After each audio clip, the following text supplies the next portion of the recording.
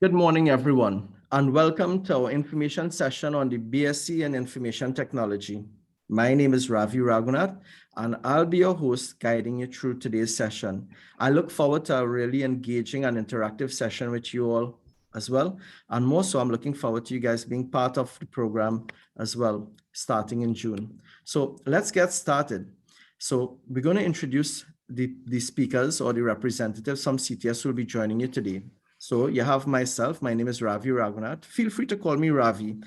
There's no disrespect if you call me Ravi. Some people prefer to say Sir or Mr. Raghunath. Ravi is fine, right? So you could call me Ravi. I'm the executive director of CTS College. This is my cell number. This is my email address. So you have full access to me. You are investing yourself at CTS College. So it's very important that you are also investing in me. And therefore, you have an open door policy to me. You don't need to make an appointment to see me or to talk to me. You could call me at your convenience as well, right?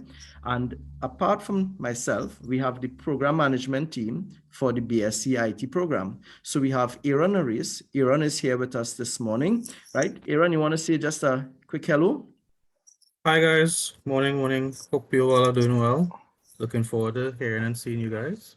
All right. Thank you so much, Aaron. Aaron basically will be your go-to guy for the program. Aaron is your program manager. This is Aaron's cell number, and this is his email address as well. And then apart from that, we also have Sanjeev as well. Sanjeev is the program administrator, and this is his cell number and his email. And collectively, Aaron and Sanjeev are basically the team of support who will be guiding you throughout your journey on the BSc program, right? Sanj, is Sanj with us this morning? All right, okay, no problem. So this is your support team at CTS. So you have a powerhouse team here to represent you guys and to support you all.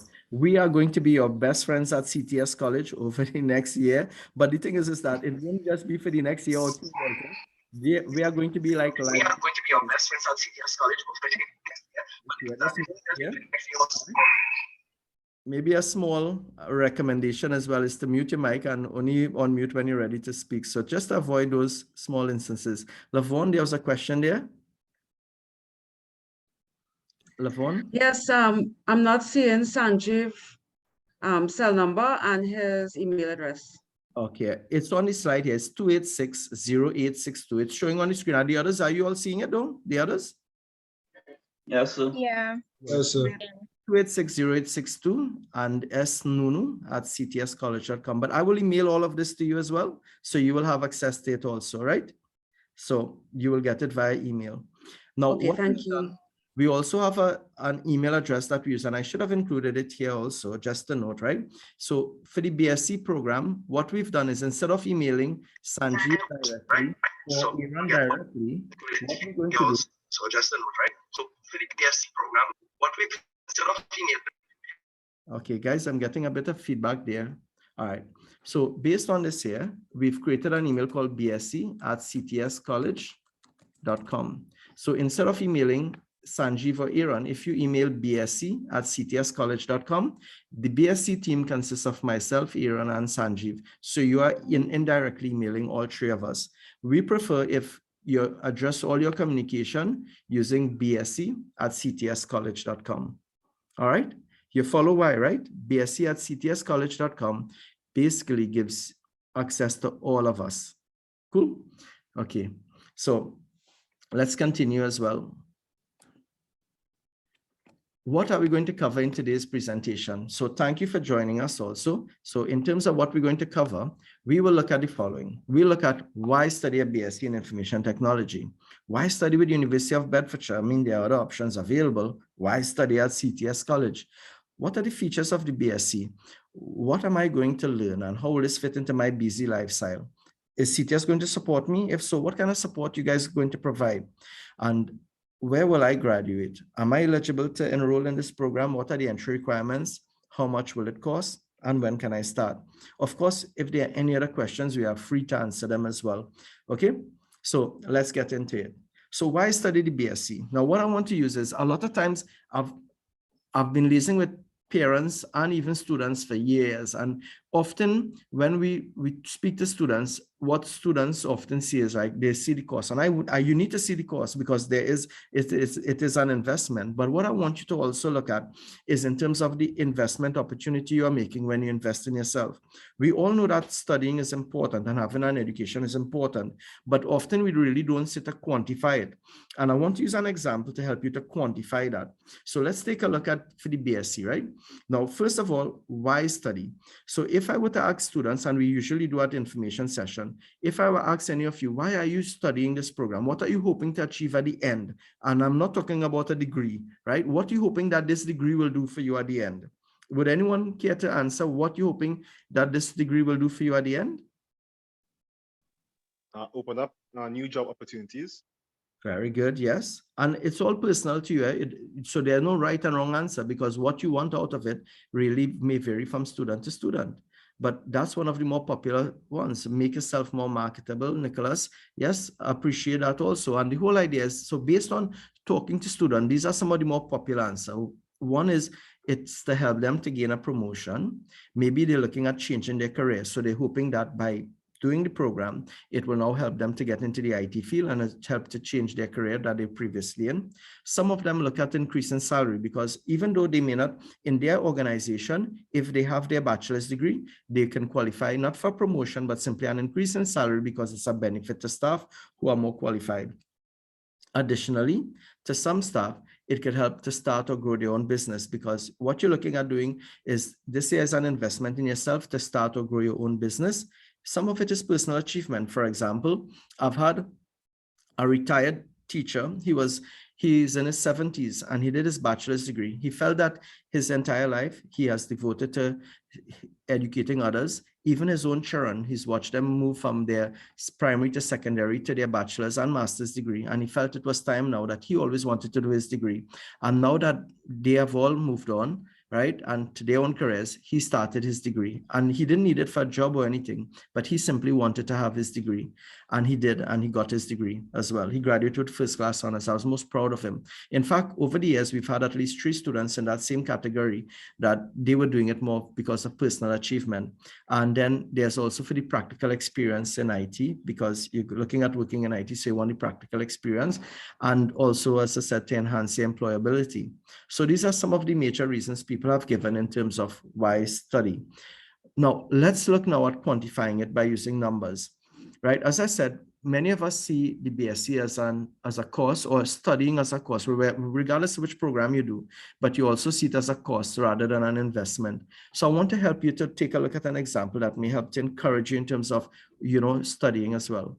We're going to take a look at an OJT, right? You're familiar with the on-the-job training program, right? So as an OJT, with CXC passes, your salary will be roughly $3,025 per month.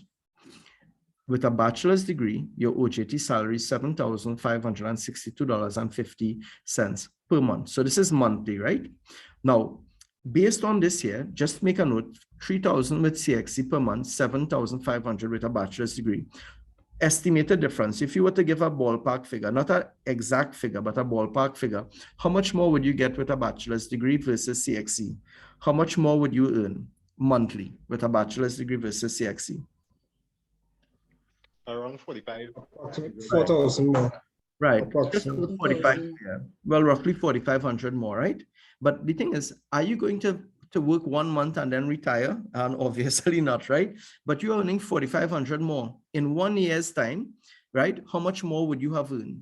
Now we're talking about how much more, not how much you would have earned, but how much more you would have earned when you compare CXC versus a bachelor's degree. And in 1 year's time, you would have earned 4,500 by 12, which is roughly $54,000 more. But again, you're not going to work for 1 year and stop, right? But think of the difference. There's a car you could buy or something like that, right? Or invest in. But the reality is that you're going to work for at least 40 years. You're going to work for more likely, whether you're working for yourself or others. Now, if you were to project this, assume the salaries never change and these salaries remain the same for the next 40 years, then how much more you think you would have earned? Over $2 million more you would have earned, right? You imagine $2 million more you earn just by having a degree versus not having a degree, working as an OJT. Now, the truth is that this is based on the OJT salary. But what we found is that in reality, persons with a degree, their salary tend to increase at a much rapid rate than persons with just CXC passes. In fact, experts have typically projected that you could earn as much as $6 million more, right? Versus just CSEC passes. Now, of course, there are exceptions to the rule, right? But this is the general rule of thumb. The rate at which your salary increase over time, that will balloon over to almost $6 million more. Now, so therefore, when you look at it, in 1 year's time, you would have already paid off for your investment in getting your degree, right? Working as an OJT. But over your lifetime, you would have imagined the dreams and aspirations you are fulfilling by having a higher income as well. You are building you are basically laying a foundation, not just for you, but for your kids and their kids as well. Of course, if you're young right now, you don't want to hear about kids and their kids, etc. But the truth is, at some point, you're going to become older. And as you get older, there are things that you probably wish that you had focused on. So especially if you ask a more mature person, when they reflect back, there are many things that they took for granted being a youth as well. So it's very important that you invest in oneself as well. Now, if we look at the job market also, right, in terms of the job market, this is basically taken from World Economic Forum. Now, World Economic Forum is basically the go-to body that organizations tend to use when they're looking at what's happening worldwide in terms of trends in jobs and stuff like that, right? According to World Economic Forum, right, we have what we call a double disruption. And COVID has, so technology and automation has disrupted what normally happens and is basically evolving the jobs in the job market. But apart from that too, what you also find happening is that you also have COVID as well, bringing about another layer of disruption. But overall, what is happening is that because of these increases and changes as well, like with COVID, we're working more from home, etc., right? They are finding that jobs are going to change. And in fact, some of the jobs that currently exist may not exist in a few years, and new jobs are going to be created. In fact, according to World Economic Forum, these are some of the new jobs that are increasing in demand, and these are ones that are decreasing. So the jobs that are increasing in demand will be like data analysts and scientists, AI, which is artificial intelligence and machine learning specialists, big data specialists, digital marketing. This is taken from World Economic Forum, and I included the link here as well, right? But a lot of these jobs are IT related. Many of these jobs are IT related. So you imagine that a lot of future jobs are actually linked to the field of information technology. And therefore it's an indication that globally that IT basically is becoming, if it's not already there, is increasing in terms of, you know, jobs and career opportunities as well. So now that we've established those, why should you study with the University of Bedfordshire? Well, let's talk about Bedfordshire. For many of us, we may not be familiar with Bedfordshire because they don't have a team in the English Premier League. So if it was Liverpool or Manchester or Chelsea or etc., we may be more familiar with those. But in terms of the university now, they have just some note about them. They have a legacy that dates back to over 100 years. They have over 20,000 students from over 120 different countries worldwide. They have 5 campuses in the UK, including Luton, Bedford, Potteridge, Aylesbury, and Milton Keynes. But as any smart university would do as well, they don't limit themselves to just the UK. So they partner now with across the globe to get more students, right? So they have partners in China, Middle East, Europe, Southeast Asia, and Trinidad and Tobago as well. They are ranked in the top 6% of world universities. And in 2013, they won the Queen's Anniversary Prize, which is really one of the highest form of national recognition in the UK. Of course, they are ranked in many different areas as well. But my take on it, and I would recommend, like, especially in Trinidad, when you're choosing a degree, you don't have to focus so much on ranking, etc. But generally, what I would encourage you to do, look at, there are so many degree options, right? And choose the one that best fits you, meaning that take a look at the cost, take a look at the duration, take a look at the support that you're getting, look at the class days and class times to make sure that it works with your schedule and stuff like that, right? There may be payment plans. There are so many different factors that impact you. At the end of it, one program may not fit everyone. And therefore, you need to find a program that really is suitable for you. For our program at CTS College, I could share with you some of our strengths, which I'll talk to you about shortly.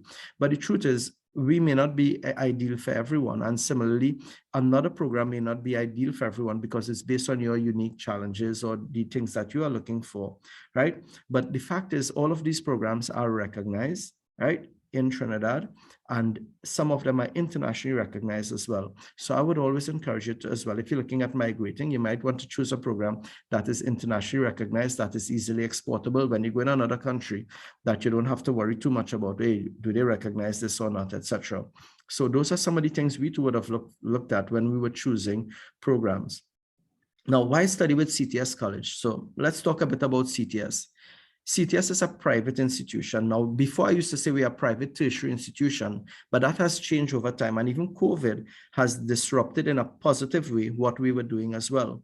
So previously we were primarily a tertiary institution, but now we have evolved so much as well. We have over 21 years in the education industry. We are ACTT recognized as well as recognized by the Ministry of Education. And we offer a range of programs. Now check this out.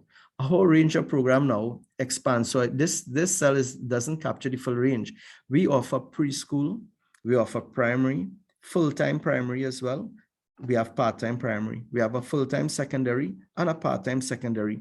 We have tertiary programs from diplomas to degrees, and we have a master's program, and we are eventually looking at adding on a doctoral program as well. Apart from all of these, we also offer a range of professional development programs.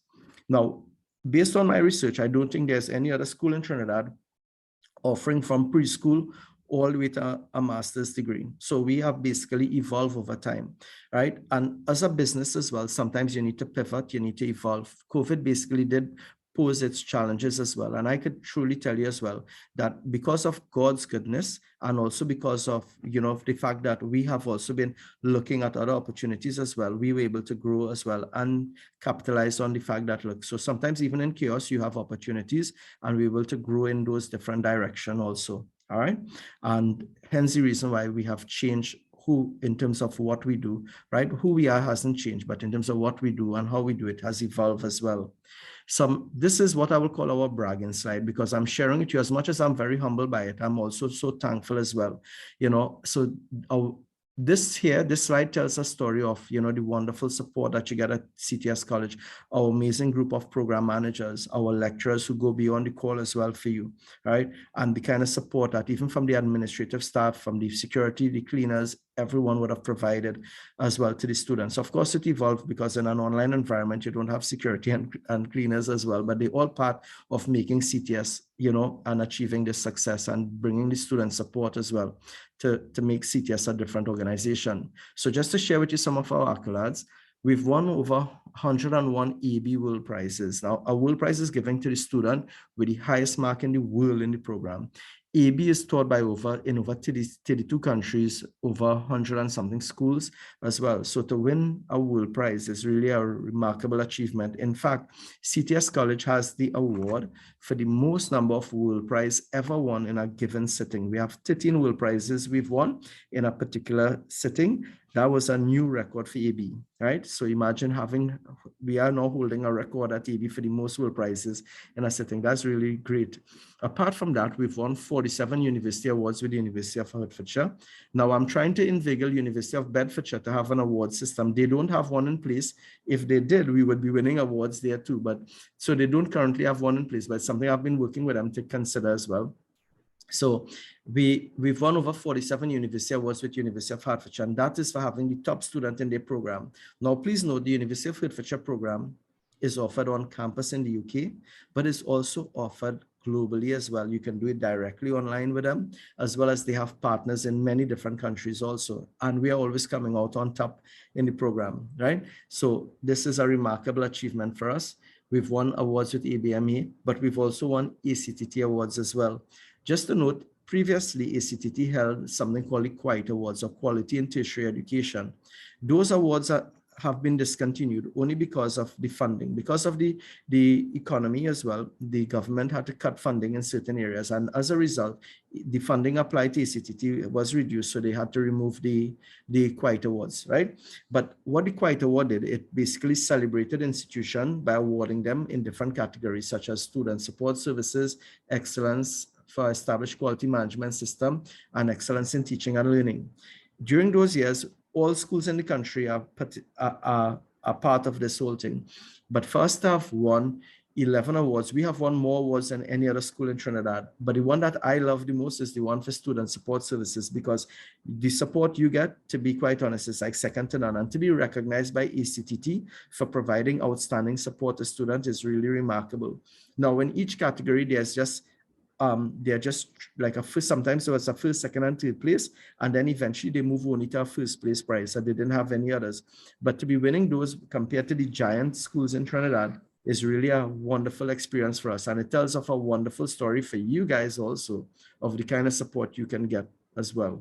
Okay, now in terms of delivering the BSc program, we've been delivering a BSc program for several years, right? So we have been offering a BSc program since 2006. So we have over, that's 16 years of experience, right? Our pass rate is now over 90%, right? There are over 2,000 applicants with over 1,700 graduates, with more than 500 getting first class honors. And our graduates are employed in various sectors in the different industries as well, right? At different levels. So you can be guaranteed in terms of the support as well. We have lots of experience with the program. Now, I'll share with you now in terms of the features of the program. Before we offer the program, this particular program, what we did a bit of research or market research. And with all those years of experience working with students, we've been asking students what they want in a program, what are the key things they need. And while the wish list was pretty big, we looked at the items that were the most desirable. Now, we also liaise with employers as well. So from those, these are what we call the key features that we look for. So basically, we created our wish list now and meeting with different awarding bodies to determine which one we will work with, right? We'd like to work with. So what are some of the things students wanted when they indicated what they're looking for in a program? Well, first of all, many students, they wanted a program that was fully accredited, and this is mandatory for us. The program must be fully accredited, okay? So that regardless of where you are, where you go, your program is recognizable. But we also had a lot of students who were traveling, right, for work, etc. And now with COVID, etc., we needed a program that was globally accessible, meaning no matter where you are in the world, you could submit your assignment. You have access to lecture notes, etc. Pretty much an online program that has the online capabilities as well, with an online learning environment, and everything is available for you online. So we've got this as well, right? Employers wanted a program that was practical. Many times employers complain that, look, graduates are coming out to work, but they don't have these skills. They have a lot of theoretical knowledge, but they don't have practical knowledge. So we needed a program that was highly practical so that you're developing actual skills, all right? And then apart from that, a lot of our students felt that, look, I don't want to wait 4 or 5 years to complete my degree. I want to get my degree tomorrow if I could. So I want to get the degree in the shortest possible time. Of course, we combine short possible time with the fact that it has to have the academic rigor and academic quality, etc., right? So we look for a program that was accelerated, meaning that it was shorter in duration than any other program available in Trinidad. So these are some of the things we went with. And of course, for everyone, the program must be affordable, right? So it must be able to fit your pocket as well. So based on these now, these were some of the key things. Now we also look at like class times and the support available and all of those things as well. So those are part of our package, but these are some of the big items, right, that we were looking for. So just to share with you, the program now meets all of these different requirements. Now, just quickly, in terms of fully accredited, the program is recognized by QAA in the UK. It's accredited by QAA. QAA basically is the body that advises the government on granting approval for the degree granting powers in the UK. You just cannot start off a university just like that. You need to get approval. In Trinidad, you have to go through ACTT, and that goes to Parliament as well to get to be called a university. And in the UK, there's a process, and that process goes through QAA as well. So the program, they are recognized by QAA, right? And every 5 years, they go through a quality process with QAA as well. They're also recognized by ACTT in Trinidad also. And of course, what happens as well, if you were to travel to other parts of the world, the programs are recognized also. Apart from that, just to share with you as well, the fact that we offer the program, there's transnational quality that takes place as well.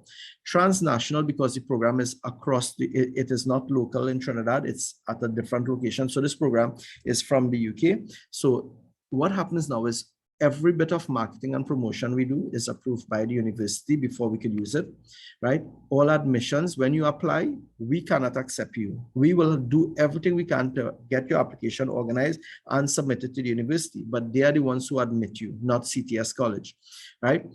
All our lecturers are approved by the university. So we just can't say, well, I want this person to teach any program and we use them. We have to get approvals from the university as well, right? All teaching material come from the university, but we have the ability to customize and tailor them to include local context, local examples, etc.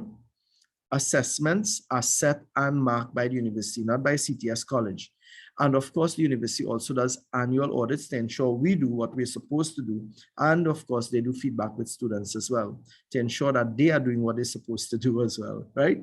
Okay, now we also said that the program is globally accessible. Apart from the university, well, the fact that the university has students all around the world, the university needs to support them as well. So what they did is they created an online learning environment called Brio. So Brio is your online learning environment where you can log in, you will have access to all your units, you submit all your assignment, you can get access to your marks and all of those from Brio. So you don't need to physically print a paper and drop it off at CTS College. You don't actually, some students will go through this program and probably never a day visited the school at all, right? Because it's all online. Apart from that as well, right? And Brio makes that possible. Apart from that, there's a student information desk in the UK available 24/7 that you can get via email as well or phone. Now, the other one we talked about is that it's a practical program. And this really because employers wanted something that was hands-on, right? They wanted students to be able to come in and start solving problems. So therefore, the program is extremely practical. Throughout the program, you are solving problems, right? And I'll talk to you more about those as we go through as well. So you will solve problems in a wide range of areas, right?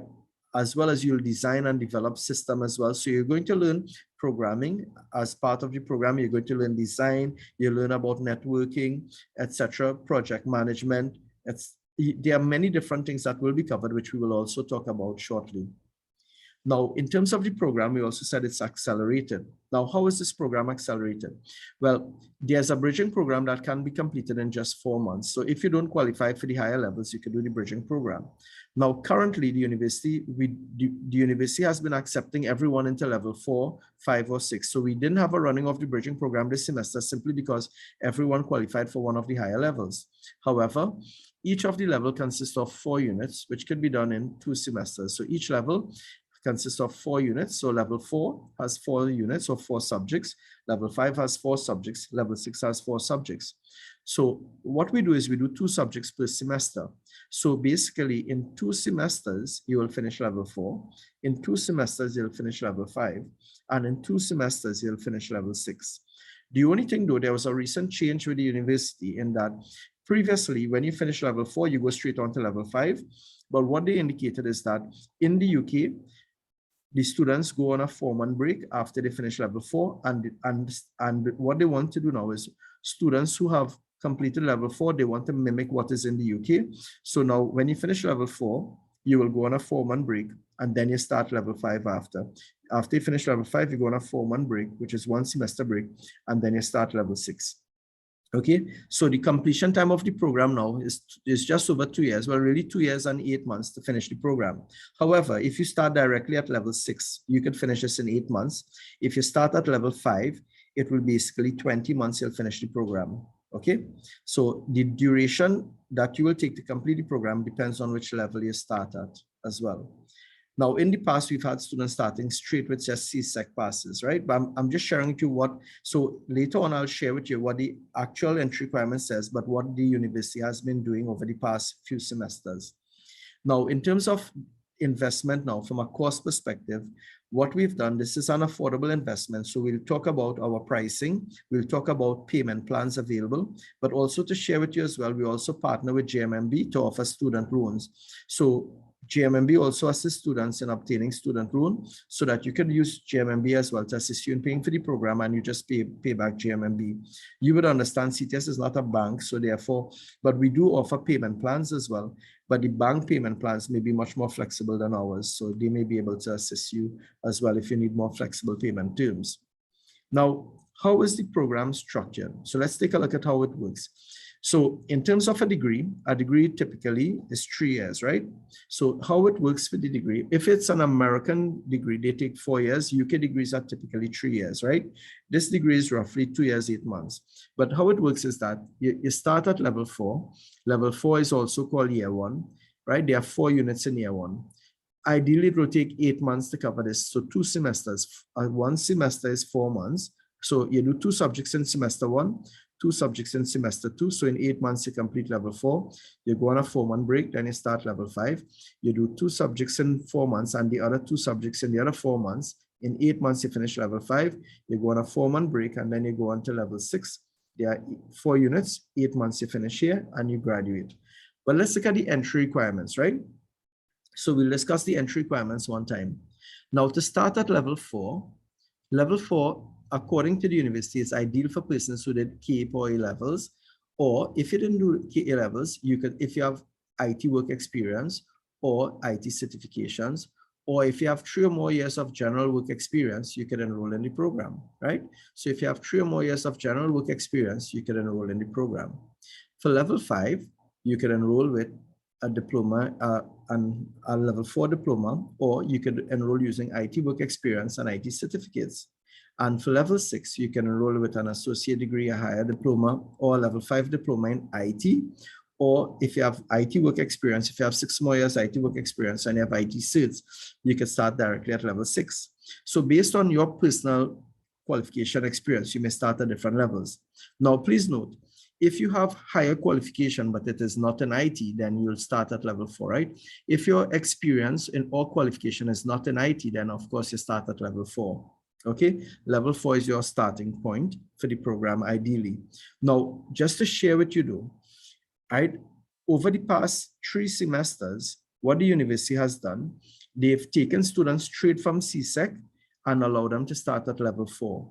So they've taken students straight from CSEC and allowed them to start at level 4. Now, although it's not stated in the entry requirements, it's simply the practice that has taken place over the past 3 semesters. It's possible that may change again in the future, but I'm just sharing with you what the practice has been. So while the entry requirements hasn't changed, the typical practice is that those students start straight at level 4, okay? All right, next. So these are the entry requirements here. Now, just a note as well, if you started an IT qualification, let's say for example, and I'll just use an example, this is no way is trying to offend or whatever, but let's say you started a bachelor's degree, let's say you started a BSc at UE and you'd completed 2 years of the degree and you dropped out, right? Then using your previous qualification, even though you didn't complete it, once you have your official transcript, you can now apply and you could probably get in straight into level 6 because you completed 2 years of your degree. So there's a high likelihood you could start straight in the final year here. So you don't have to start over from scratch. So even though you may have started an IT program and it was incomplete, it's possible you could use that to gain entry into one of these higher levels, depending on how much you've done in the program, right? But that's a case by case basis and we can look at it and talk. But I would encourage you to apply and the university, of course, makes the decision, okay? All right. Now, we also have, as I said, the bridging program, which was ideal for students if you didn't qualify from there. But because everyone was being accepted into level 4, 5, or 6, right, it was not required. Therefore, we haven't run the bridging program maybe in the last 3 semesters or so, simply because everyone was being accepted into the higher levels. So, well, these are the different levels with the entry requirements, which we already talked about. Now, let's talk about what are you going to learn in this program, right? It's a BSc in Information Technology. What does the program cover? So these are some of the things. So in your first year, you'll cover some of the following. Now, although they are just 4 units, I want you to know that the units are often split into different things, meaning that you may cover 2 different topics entirely in your in a unit. So for example, I'm currently teaching a subject in level 4 called computer system structure, but the part I'm doing is databases. So I'm focusing on databases, and there's another part that is networking. So there are 2 different parts because it's one subject, but there are 2 different components. One person is teaching database and I have a network specialist teaching networking part, right? And the same thing happens to some of the other units as well. So one uses another unit in level 4. One part teaches computer hardware, operating system, hardware as well as operating systems as well. And then the other part of the course teaches more about employability right, in the IT field, and helping students by looking at resume, building your resume and stuff like that to help you to prepare for jobs in the IT field. So one of the things I like is that they're not just hardcore, just preparing you with qualification, but also part of the course is developing you as an individual to get ready for the world of work by helping you to recognize in terms of the, recognize the skills for what employers want and help you to come up with a plan to prepare for that, to develop those skills as well. Apart from that, in year one, you will also learn Java programming, and you will build an application with Java. You will learn Python programming, and you will build an application with Python as well. So you're learning hardcore languages. Part of course, like databases that I'm currently teaching, what they did, in this assignment, students were given a case study of a hotel. So this hotel basically has customers who make bookings, and they also have the hotel management staff, and they also have rooms as well that they manage also, right? So basically what you have to do now is develop a database management system for hotel booking system. You have to learn about ER diagrams, you have to learn normalization, you actually have to create the tables using Oracle. So we are using Oracle for it. You're creating the tables in Oracle. You have to write SQL queries to extract the data from the tables, etc., and write queries that will solve the hotel needs, right? So it's a very practical assignment. Apart from that, all of these are also practical assignments as well. So most of the assignments are very practical, meaning that you're developing skills, right, that you can use in the workplace. Apart from that, now in level 5, which is year 2, what we're going to focus on is really from the software side, we focus more on design. So we did programming in year 1, you will do programming in year 2 as well, but we also look at design. So in terms of programming side, you're going to learn PHP, and you're also going to learn WordPress, and you're going to develop an e-commerce site using WooCommerce and WordPress combined. You will also build an application using Oracle Apex also. So those are some of the things you will be doing in level 5. But apart from that, you will also look at design. Now, often we overlook design because we don't think it's as important, but you know, what you start learning about is many websites fail because the design is very poor. It's not designed aesthetically, it's not designed with the user in mind, etc. So with design now, I'm sure if you look at HGTV and stuff like that, you will see that when Property Brothers or whoever else design the house and they lay it out, it looks really good. We may not have the skills to make it look as nice. So we might get the same space, but how we use the space may not be wise. The colors and how it looks at the end is very different. It's like chalk and cheese. That's all part of design. And that is what design does to a website. So imagine what the Property Brothers can do to your house, right? That is what design does to a website. Design makes it look wonderful. It makes it easy to use, nice choice of colors, right? And it's very appealing to the user as well. So based on those, design is a crucial part of building application as well. So you will also learn about design as part of the program as well. In level 6, you will also do a bit more independent work. So in level 5, they will tell you what to build, what to do. Often in level 6, you choose what you build. So for example, they will tell you, look, I need you to basically, you find an area that needs an IT solution, and you have to develop a solution for it. And you have to make a proposal to the manager of the organization in terms of how to go about, how you're going about, you know, solving their problem as well. So students were encouraged to use local companies as well to find a business, right? Identify problems that they have and come up with an IT solution to solve their problems, right? So you'll have to design screens as well for the application, but also you have to propose costing and all of those. At the end, if you become a consultant, whatever you learn in that course, you can apply to become a consultant. Even at your workplace as well, sometimes you may have to look at different solutions and you have to justify which one is the most cost-effective one as well. So all of these skills are really helping you in terms of doing proposals, etc. as well, which becomes part of the job in the IT field also. But apart from that, in your final year, you have to undertake your thesis as well. And for your thesis, it's a big project that you have to do with a technical report, and you have to develop an artifact. An artifact is an application you'll be developing. Over the last couple of years, the meeting is 1 hour long, ideally in duration. It may run just a little longer as well, because I want to show you how to complete the application form as well. And I also want to show you our online tools. So it may run a little longer than an hour, maybe an hour and 15 or so, depending, right? Okay. the student loan we could do afterwards as well, because I'll come to those later, because the student loan is really where you apply to JMMB for the student loan. When I'm emailing you after, I'll email you with the link to JMMB, because you have to apply through JMMB for the loan, right? So I'll give you details of the student loan when I'm sending the email as well, right? So for the student loan, just to quickly note, the loan is with JMMB, so you are going to apply to JMMB, but first you need to apply for the program. You apply for the program, you need to get accepted. Now, getting accepted doesn't mean you start. It's not a commitment. It's just simply you show that you've been accepted, and then you go to the bank now and you apply for the loan. And for the loan, they will then you will be required to provide certain documentation and like acceptance to the program, etc., and costing. And then based on that, they will indicate whether you qualify or not. Okay. Now, in terms of GATE, GATE is, just a note, GATE is no longer applicable to any of the private institutions. In fact, because of the falling oil price in 2010, just a note, I'm doing questions from the chat, right?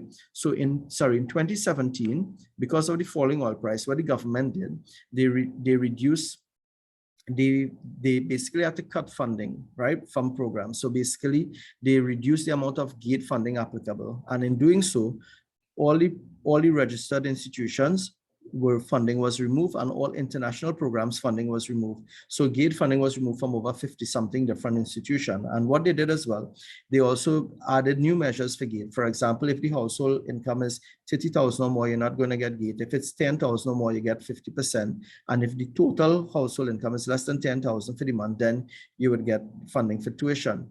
But the reality is that the funding has changed. And because the funding has changed, what is happening now is that you would have to apply through GATE, but funding is only available through the, what I would call the public institutions like UE, UTT, USC, etc. Right? So you have GATE funding there, but at private institution, GATE funding is no longer applicable, which is why we have to now look at finding ways to make the program very affordable, adding like in terms of costing and stuff like that. We added payment plans arranged with banks as well to assist with student loans also. But one of the big advantage for us is because our program is shorter in duration. We have the shortest duration BSc in the country. So by the time you finish with ours, if you're going through GATE at one of the public institutions, for example, to do UE, you may have to do 2 years A-levels, then 3 years with the university, which is 5 years, or you could do the N1 program and then the 3 years of degree, which is 4 years. If you, for example, you go to COSTAT or UTT, the full degree may take roughly 5 years in duration. So while you may get GATE funding, the truth is that the duration is longer. So you have to now weigh the cost. GATE funding 5 years, or I pay for tuition and do it in just over 2 years, etc. Right? So those are some of the things you will have to determine. All right, so in terms of the program, we've guided through a bit what each level consists of, right? So given that's the case now, these are some of the units in the different levels. So level 4 has 4 units, right? These are the units here, each 30 credit. Level 5 also has 4 units, and level 6 also has 4 units. So there are 4 to 4 is 8, 12 units in total, each 30 credits. In total, you get 360 credits, right? For the whole degree, 120 for level 4, 120 for level 5, and 120 credits for level 6. Of course, students can enroll directly into level 6 and they will do the 120 here, or they can enroll directly in level 5 and do 120 plus 120 in level 6, right? Now, note to enroll in these, ideally you would have done something before, or you have IT work experience, right? And certifications, etc. So that's how you can enroll in those higher levels. Now, how can I fit the BSc into my life? So I want to share with you now what we've done so that you don't feel overwhelmed when you're doing the degree. First of all, there are 3 intakes for the year. There's one in February, one in June, and one in October. So 3 intake periods for the year, right? So every 4 months, we have a new intake. So right now, we are doing our intake for June, right? So we're currently enrolling students for the June intake. Now, in terms of the classes now, each class typically has a 2-hour session per week. Classes are typically on a Saturday, but not all of them on a Saturday. So you have 2 hours per subject per week. So each level has 2 subjects, so normally 4 hours of classes for the week. However, depending on the nature of the subject and how it is split, you may have additional class as well, but you typically won't have more than 6 hours of classes for the week. So typically 4 to 6 hours of classes for the week. All the classes are online. The classes are recorded. If you missed a class, you can view the recording as well. Even if you attended the class, you can always view the recording. They're available for you throughout the semester. The semester typically runs for around 14 weeks or so, right? But they have 15 weeks, but normally it's 14 weeks or so. And then at the end of the semester, you usually have a 2-week break, right? So you complete one semester, then you do your next, you have a break, you have the next semester. And then after you complete the level, you go on a 4-month break before starting the next level. This is an example of our timetable. So if you're starting in June, this is the tentative timetable for June. So for example, in level 4, right, there notice 2 subjects, fundamental of computer science and intro to software development. But in fundamentals of computer science, it's split into 2. One focuses on like operating systems and stuff, and one focuses on the job related learning styles, etc. So you have one person teaching one. This class is on Mondays and the other one is on Saturdays. The other thing as well for level 5, right, you have 2 classes, both on a Saturday. And for level 6 now, if you're now starting level 6, you have 2 subjects here, both on a Saturday. But if you are continuing level 6, right, you've done your first semester level 6 and you're doing a second semester, you have 2 subjects as well, but you have 3 classes. And that's because for this subject here, we split the class, 1 class to help you with your programming and 1 class to do the assignment, which is your thesis, to guide you through developing your thesis. Okay, so you have 2 classes there. Brandon, go right ahead. Yes, sir. Morning. What I wanted to ask, so for those who are starting at level 5 or level 6, will they have like the previous classes videos to review as well? Yep, I will give you access to the full all levels. So no matter whether in level 4, you have access to level 4, 5, 6. If you're starting at level 5, you have access to all, and same as level 6. So, and you can sit in the class. There's no additional charge. I allow you to sit in the classes as well, no charge at all, right? You just pay for your classes. So if you're in level 5, you pay for your level 5 and level 6 classes, but you can sit in any of them. Because my take on it is that when you go out there, you are not representing yourself only. You are representing CTS College and you are representing all the graduates. If you do well, right, often employers will say, boy, I had a student from your school and they did really well. I want more students from your school. But the truth is, it's really about the individual rather than, it's more about the individual rather than the program itself sometimes, right? But the fact is that because of employers' biases as well, you do very well, they think, okay, this program is, so therefore, I would always encourage you as well, when you go out there, the more skills you have, the better you're able to represent us as well. So encouraging all of you, whether you start at levels 5 or 6, you have access to the content from the lower levels. Cool? All right. Now, how will I be assessed in this program? Well, as a student, you assess in multiple ways. For example, you may have coursework, you may have group work in some cases, but a lot of them are individual assignments. You may have to develop a portfolio, which is a body of work, meaning multiple pieces of work you put together to develop your portfolio. You may have to do essays as well, right? More so essays, more at level 4, right? You may have presentations to do as well, where you present your idea, right? Whether using slides and stuff like that, but video presentation. And in some cases, you may have exam. Exam is typical at level 4, and in one subject in level 5, one of the assignment is an exam. But please note, right, how it works is that, let's say for each course, you normally have 2 assessments. One might be 40%, one might be 60%, one might be 30%, one might be 70%, etc. So those are typically how the assessments are split. But there's no final exam where you have to do an exam at the end to determine whether you pass or fail. The bulk of your assessments are actual assignments where you're given the assignment sometimes 2 months before, right? So you know exactly what the assignment is and you are working on your assignment as well. And we also will provide guidance and support for you throughout the whole assessment. Now, apart from that, let's look at how do you pass a unit, right?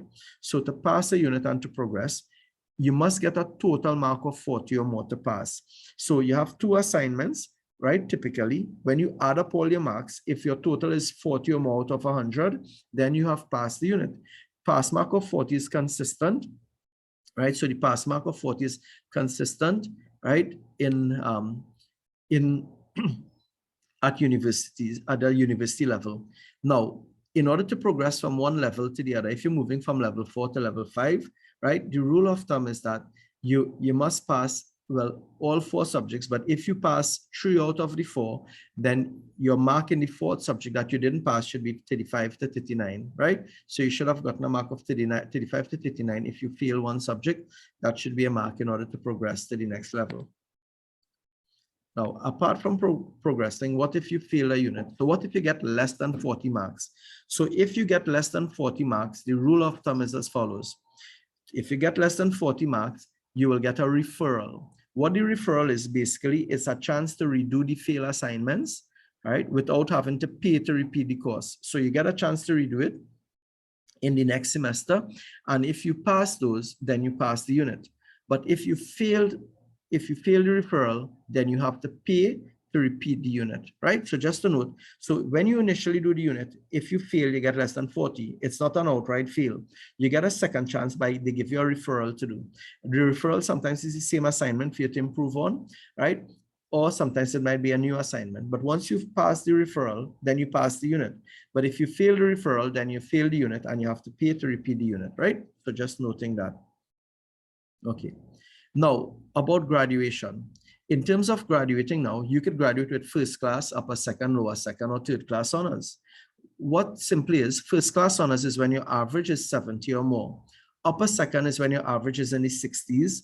Third class is when your average is in the 50s. Lower second is if it's in the 50s.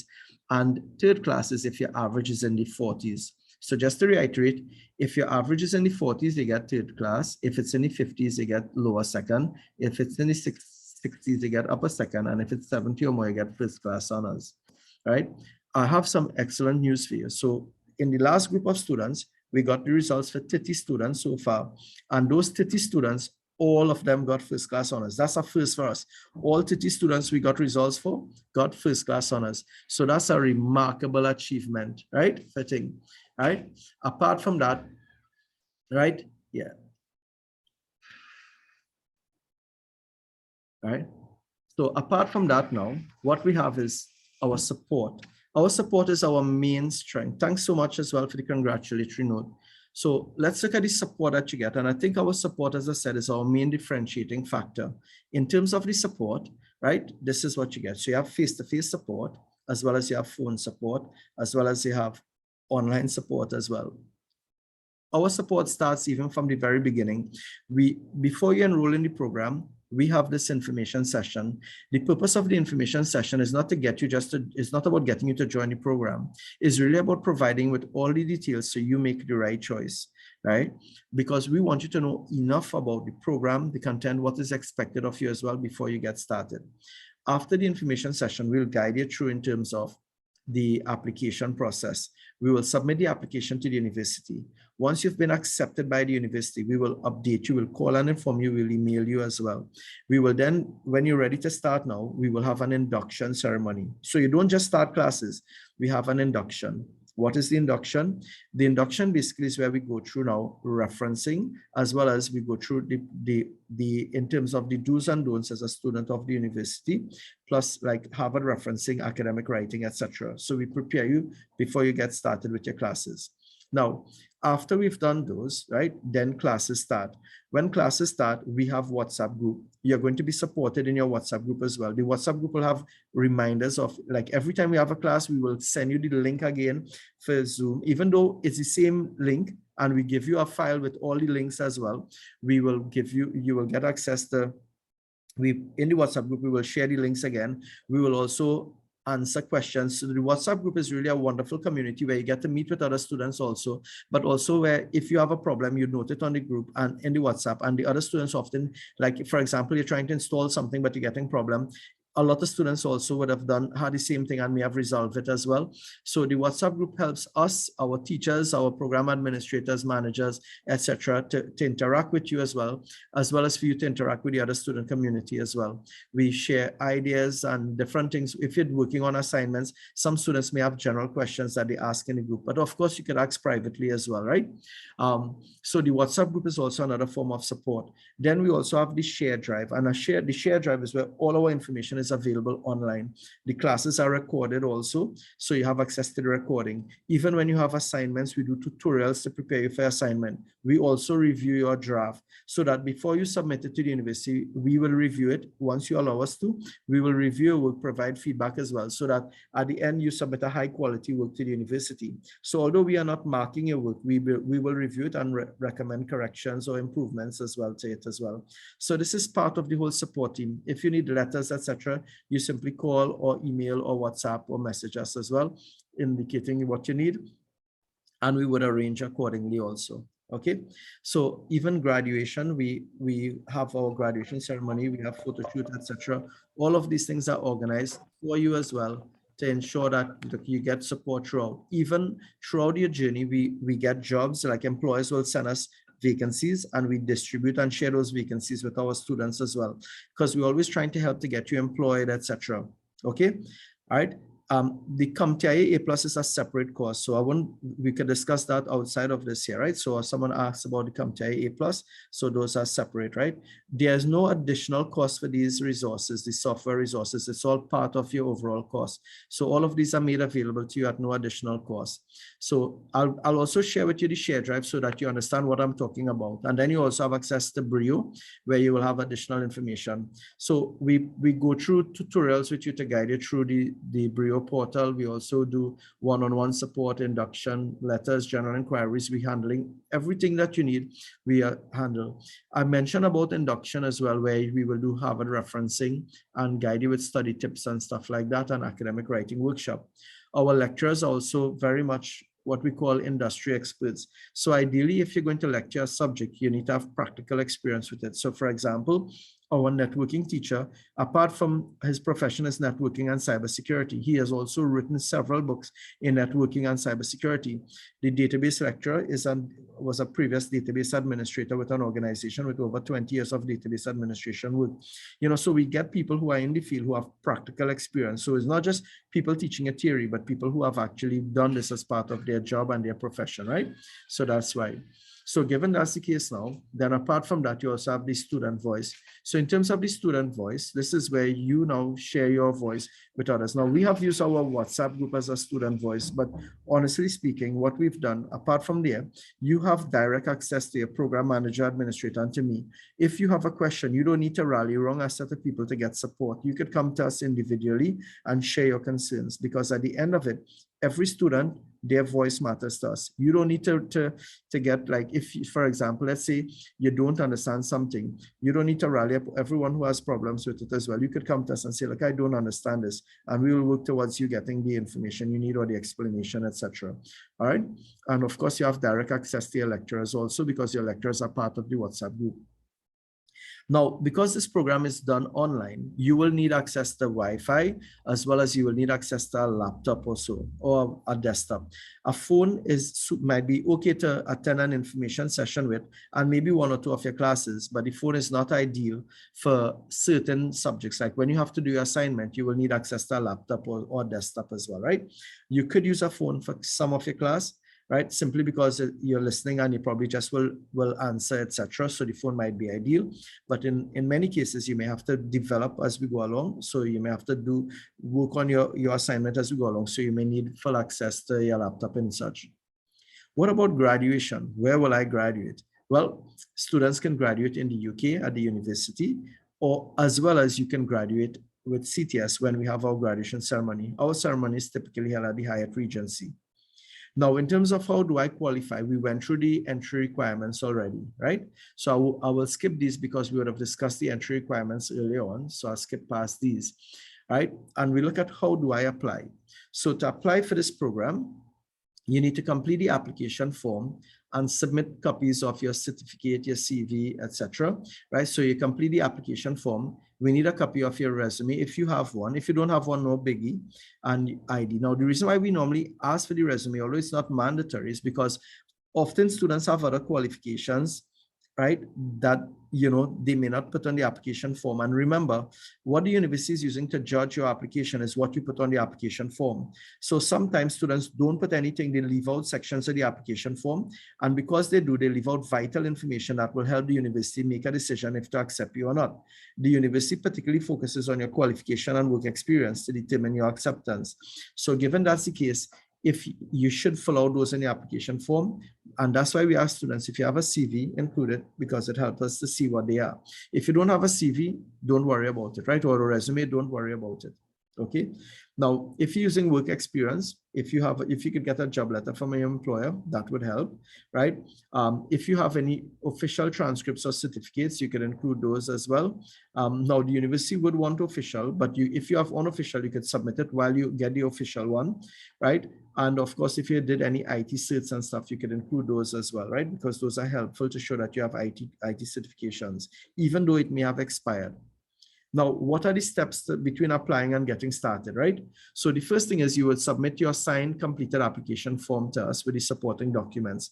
When you send it to us, what we will do now, once it's complete, right, and has all the supporting document, we will send it to the university for processing. If it's missing anything, we will liaise with you to get the missing documents. When it goes to the university, they will review your application and then they will send us an offer letter once you have been accepted, right? So they send the offer letter to CTS College. We would then take the offer letter and forward that to you together with the registration form. We would also call to inform you you've been accepted. You will then complete the form and send it back to us as well. Then the student will register, you will then register with CTS College. So after you've done that, you will register with CTS and you will pay your fees, right? Either in full or according to the payment plan. Now, after you pay your fees now, we will then submit your documents to the university as a confirmation that you are starting the program. And then now they will grant you access to their online system called Brio. And you will attend induction and on the 18th and 22nd of June, 2 different induction, right? Not the same repeated, but 2 different aspects of the induction, and classes start on the 25th of June. So what day classes start, guys? 25th of June, okay? Now, in terms of costing now, let's look at costing. So what I'm going to do in costing, there are multiple slides, but what I want to do first, I will look at the overall cost of the program and each level, and then I will break it down into per semester. And if you're paying monthly, what the fees will be monthly, right? Okay.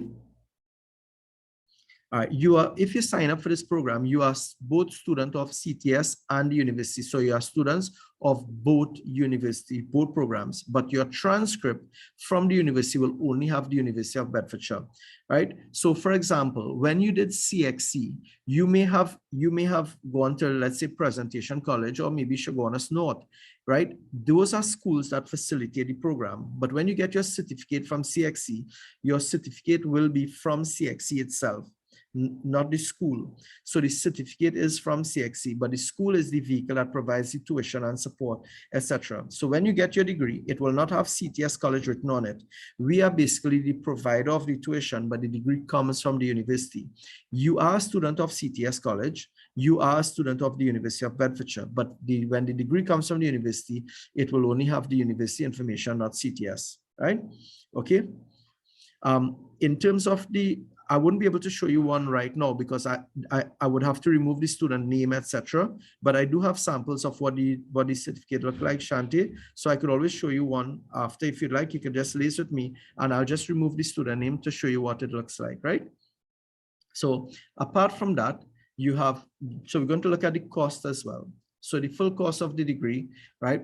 Let's look at the cost per level. So for the level 4, the registration is $500 per semester, and there are 2 semesters. So that's $1,000 for registration. It's $2,000 per subject by 4 subjects. So tuition is $8,000 in total. And the university fee is £150 per subject by 4, which is £600.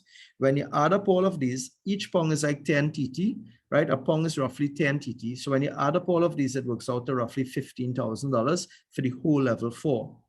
Level 5, the whole level 5 costs roughly $16,000 and the whole level 6 costs roughly $26,000. But you're not paying that, you don't have to pay that up front. We have payment plans. So one of the payment plan is where you pay per semester, where you pay at the beginning of the semester. Now, if you pay at the beginning of the semester, you could qualify for special offer as well. So if you're paying per semester, basically the cost for a semester for level 4 is 7,500. The cost for level 5 semester is 8,000, and the cost for level 6 per semester is 13,000. But you could pay monthly. So how does the monthly payment work? The monthly payment works like this. For level 4, you pay 500 to register in your first month, right? You pay 1,000 per month at the beginning of each month. So you have 4 monthly payments of 1,000. So you make 4 monthly payments of 1,000 and you pay £300 at the start of the semester. For level 5, you pay 500 registration at the start of the semester. You pay $1,125 per month for 4 months. And you pay £300 at the start of the semester. You only pay this at the beginning of the semester. You don't have to pay it monthly. And level 6, you pay 500 per semester. At the beginning of the semester, you pay $1,250 per month for 4 months. And you pay the £750. Now for this year, because of the amount, I'm willing to split this into more than one payment for you. So we can look at that if that's an option. And we do have a special offer where you can get up to 1,000 off your tuition fee per level, which is roughly $250 per unit. So for every subject, you get $250 off per unit, right? But special conditions apply. So how do you qualify then for this? Well, to qualify for the special offer, you must submit your completed application form with the supporting documents by Friday, the 4th of March. So you have until Friday of next week to submit your documents, right? And you must pay your tuition fees and stuff like that in full for the semester by 11th of June. So you have until 11th of June to pay the fees, and you will get $500 off for the first semester.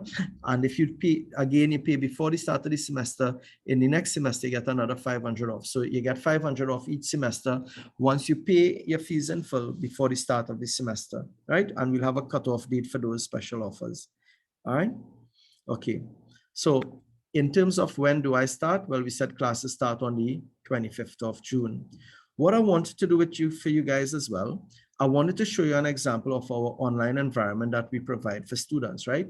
So in terms of the online environment, right, I'm going to show you how to complete the application form. Now, apart from you having access to Brio, you will have access to an online learning environment. And this is an example here. So a student, I think Brandon had asked before, would I get access to the other levels? And you will get access to all the levels, including bridging, level 4, level 5, level 6. Now let's take a look. Like if you go to level 4, right? Like right now, this semester, we're doing computer system structure. So if I go to computer system structure, you have past assignments here, right? You could go through and get past. So you have the past networking exam papers. So you have a lot of past papers here for each that you can look at, right, for the exam. And then the other assignments as well. What we do, the assignments that you have will be inside here. So assignment 1 is in here. But what I do, this is our current semester, right? But if you go to one of the past semesters, so if you go to a past semester, you will also see samples. So you have lots of samples from students as well who would have gotten high marks as well for theirs. So there are samples that you have available to work with as well. So you have samples for assignments also that you could look at what past students did. You have books as well in e-copy. So we provide these books here in e-copy for you also. Apart from that, right, you have the lecture notes. So for the lecture notes, so for each semester, you have the lecture notes. So now, just a note as well, in level 4, for the networking part, students will have access to Cisco Net Academy. And note, if you do well here, you will get a Cisco certification also. So it's a 2-in-1. You are a student of the university, but they give you access to Cisco Network Academy, where you can undertake the units on Cisco and write the Cisco exam. So what we've done is these are the different chapters, and we would have compiled each chapter, and this is what you get on Cisco. So although you have access to Cisco, we also downloaded this stuff and make it available for you here as well, but you could get all of these on Cisco. If you go in here, you'll get the lecture notes. So like for databases, you'll have your lecture notes. Now, every week I will add new lecture notes, right? So these are the lectures we've completed before. However, if you go to the previous semester, if I were to go to a previous semester, you will see all the lecture notes for the different lectures. So you could get all the lecture notes from other semesters as well. So you have access to historic data also. Apart from that, right, you have access to the guided learning, which is what the university provides. So this is from the university's website on Brio. This is their material, right? So their material. But what I've done, I have retaught, basically I would have taken theirs and basically restructured it to work in order of how they have to do the assignment as well. So there's a more consistently approach with the assignment and the teaching material also. Then apart from that, right, you also have access to the recording. So for the online recording, you can access the recordings from this semester. So these are every week. So this is where we are. The semester is only just 3 weeks old, right?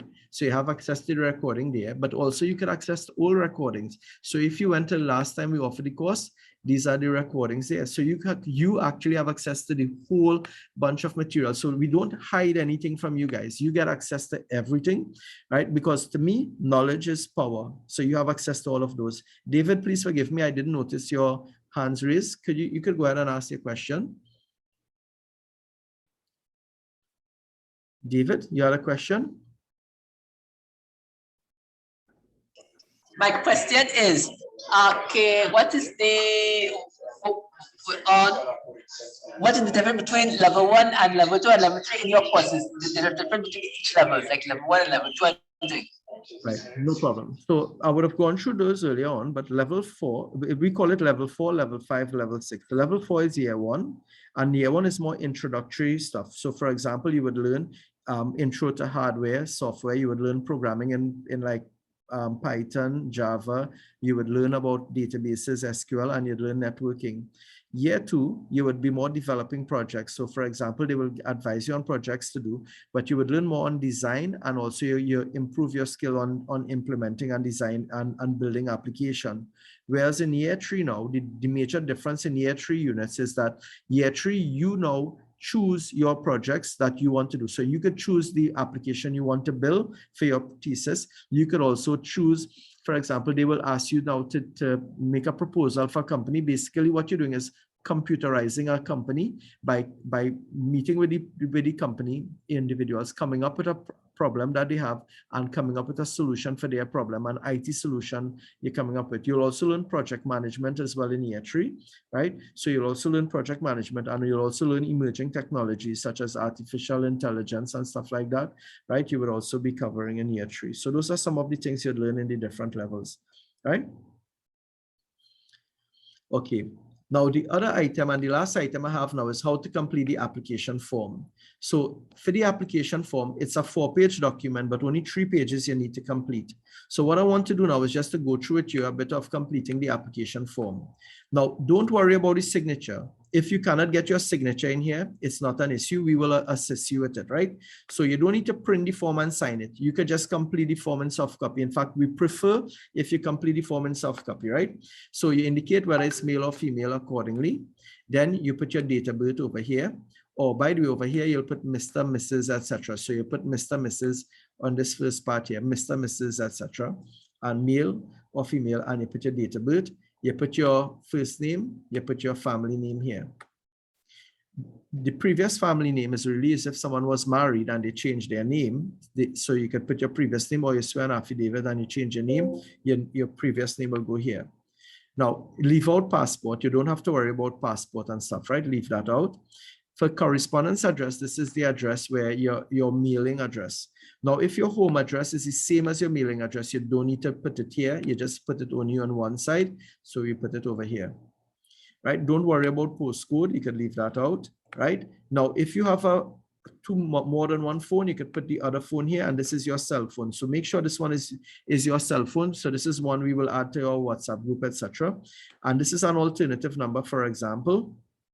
If for example, you only have one phone, but you want your parent as well to be contacted, you can add your parent number here as well, right? Okay, next, your email addresses goes here. Now make sure this is the email address you're going to be emailing us your application. Why? Because sometimes students put an email address here that is different from from what they email us. And when we try to communicate with this address, it doesn't exist because they made a typo with the email address. So I prefer if you email us from the email address you want on the form. This email address will be receiving weekly emails with all the stuff, all your offer letters, everything will be going to this email address. So make sure this is the email address you want us to use as well. All right. If you get a lot of emails from your address, you may want to create an email address specific to school, or you could just leave it as your general email address, but just ensure that you probably put some filters as well, so that anything from the school could be filtered to a separate folder or something, right? Don't worry about the Skype ID, that could leave out. And here you indicate whether or not yes or no if you have a criminal conviction. Okay. All right. Next. In terms of this here, this is where you were born. So if your country of birth is Trinidad, you could put Trinidad. If you prefer to put Trinidad and Tobago, by all means, you could put Trinidad and Tobago. For your nationality, you could put Trinidadian or Trinidad and Tobagonian, however you'd like to, or Tobagonian. And your country of domicile is where you're currently residing. So you could be born in another country, but this is where you were born, this is your nationality, and this is where you're currently residing. Now, for this part here, my recommendation is just simply put no for these, and you can put visitor here, right? Just no one visitor for this one, right? In terms of how will you pay for the course, self-funded means you or your parent or relative paying for it, right? So self-funded is when you or your family member or someone, you know, paying for it, all right? This part here is normally pre-filled, so this is my information or our information here, right? Okay, over here, you will have the BSc Information Technology and you'll have undergraduate completed, but you now have to include this part. So this part is blank and you have to fill it out. Now, if you're applying for level one is year one is also level 4. So note, year 1 is level 4, year 2 is level 5, year 3 is level 6. So you put the appropriate year or level that you're applying for, please, right? Okay, if you don't put anything here, the assumption is you're applying for year 1. If you leave this out, the assumption is you're applying for year 1. So ideally, you should fill this out for me, please, right? Now, please don't apply for the bridging program. When you're applying for either level 4, level 5, or level 6, right? Not the bridging program. And of course, when you're starting will be, in this case here, our starting date will be in June 2022. So your start date here should be June 2022, okay? Now, this section here is important because this section is where you put your qualifications. If you leave this out, then there's nothing to assess you on. So let's say you did, for example, CSEC, you'll put like here secondary, right? If you did CSEC, don't put one subject per line, etc. This is how I'd recommend you fill it out. You put secondary, put your start and end there, Form 1 to Form 5 if you did, or etc. This is the date you completed in 2016. Your certificate was given in 2016. The awarding body is CXC, not the school you went to, but CXC. And you have 6 CSEC passes as the case may be. Or if you did A-level, you'll have secondary 2016 to 2018. You finish in 2018. Awarding body is CXC, and you have 8K passes. If you did certification courses, for example, you did A+, you would have IT is the program of study, then 2017 to, right? Let's say it started and finished in 2017. Then the institution is CompTIA, right? If that's assuming you did the CompTIA exam, they were the institution that granted the award, and the A+ you'll have here, right? Or you could put CompTIA A+ over here and put the school you did it with, but the qualification will be CompTIA A+ certification here. As I said, there are different approach. Once the main information is there, that is the CompTIA A+ certification, that is more crucial. Let's suppose you went to UTT and you completed a diploma. At UTT, well, you have IT here, you'll put 2017 to 2019. It started in 2017, finished in 2019, completed in 2019 here. It's UTT, and you have a diploma in whatever it is. If it was COSTAT, you'll simply put COSTAT here and the program, like a ASC in Associate Operating System Management. Now, what if you did the program, but you don't have the certificate? Then you can leave this part blank when you don't have the certificate yet. But you should still try to get like an original transcript. Try to get an original transcript as well if you can, please. Okay. Also, if let's say you started like a program and you didn't complete it, like you did your BSc in IT in UE, right, or BSc Computer Science at UE, and if you've finished up to year 2, so you'll have year 2 incomplete, and you'll have the information. Of course, here will be blank because you didn't finish the program. So this is how you put your various qualification. Now, please note, you always focus on the IT ones first. All the IT qualifications, put those first if you can, because those are the more important ones. And then after, you can put the others. Also, always put your highest qualification there as well. So even if your highest qualification is non-IT, let's say you did a bachelor's or master's in something else, you could include that as well for me, please, in that part. For your work experience, you put your job title, the company, and when you started, and if you're currently there, you could put current, and FT is if it's full-time or PT part-time, right? So for each company, you have these here. All right. Do you have any disabilities? You indicate yes or no. How did you hear about us? Did you hear through CTS or through some other website or search engine or from someone? You can put that here. And you must put 2 references, please. Don't leave this blank. Now, for the references, ideally what we need is their name, a phone number and email. If you can, if they don't have an email, no problem, but at least a name and phone number minimum, name and phone number. Now, the university doesn't really call the persons. No, they don't need to write any reference letter or anything. You just need to put their name and their number here. But if you could put the other information, you can go right ahead. Ideally, references should be like, ideally, it should be someone in a senior position, right? A principal, etc. But in the absence of those, what I would recommend you do, maybe if you could put like maybe a friend or something like that here, right? But ideally, you know, those are last resort. Typically, here could be a teacher, principal, police officers, be a pastor, etc. But in the absence of those, you could probably put your friends. So in the end, you need to have 2, so you could use your friends if you can, right? Or your family member. All right. And again, if you cannot sign it, don't worry. When you send it to us, we will insert your signature, so you don't have to worry about that. And that brings us to the end of the application form, right? So what's going to happen next? So what I'm going to do, I will basically send you a copy of this application form. I'll send you a copy of the recording. I will also upload the slides onto YouTube and send you the link. Know that it will probably take about 2 hours for us to complete the process. So kindly allow maybe until like maybe by 2 o'clock or so that you should get an email with the information. Now, so just to be sure we get everybody's information on email, right? I would like to encourage each of you, if you can, to include to Aaron. If you could just give to Aaron your message Aaron, or you could just put it in the chat, your email address, please. We want to be sure that each of you gets the email. So therefore, if you could kindly include your email address in the chat so that we would be able to email you the information. Please pay attention to ensure you correctly enter your email address so that we can email you all the information from today's session. Okay? So guys, that brings us to the end of the formal part of the session. Anyone with questions, etc.? Thanks for sharing your email address in the meantime.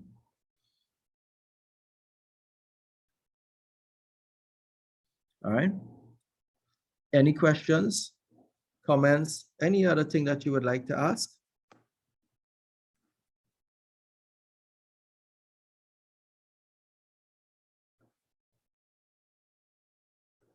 You can join in October if you wish, right? So you can join in a later semester if you wish. That's not a problem, right? So you have those as options as well to join at a later semester.